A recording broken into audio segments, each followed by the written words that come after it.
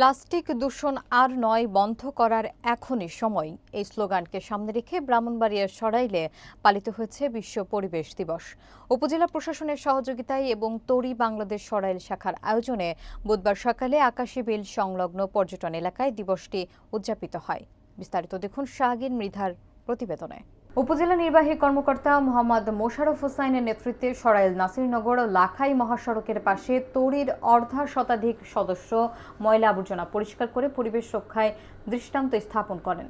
পরে সড়কের পাশে এক পথসভা অনুষ্ঠিত হয়। এতে সভাপতিত্ব করেন তরি সরাইল শাখার আহ্বায়ক মোহাম্মদ মাহবুব খান এবং সঞ্চালনা করেন সদস্য সচিব মোহাম্মদ শাহগীর মৃধা। বক্তব্য রাখেন সরাইল সরকারি কলেজের অধ্যক্ষ মৃধা আহমদুল কামাল, সদর ইউপি চেয়ারম্যান মোহাম্মদ আব্দুল জব্বার, শিক্ষক ও সাংবাদিক মোহাম্মদ আইয়ুব খান, শুকের পরিচালক মুমিন হোসেন, লেখক তালুকদার আবুল কাশেম, উদীচী সভাপতি মোহাম্মদ মোজাম্মেল পাঠান, সমাজকর্মী মোসাম্মদ নাজমা বেগম সহ তরির নেতৃবৃন্দ। বক্তারা প্লাস্টিক দূষণ এবং পরিবেশ রক্ষায় সচেতনতার আহ্বান জানান এবং সড়কের পাশে অর্ধ শতাধিক গাছের চারা রোপণ করেন।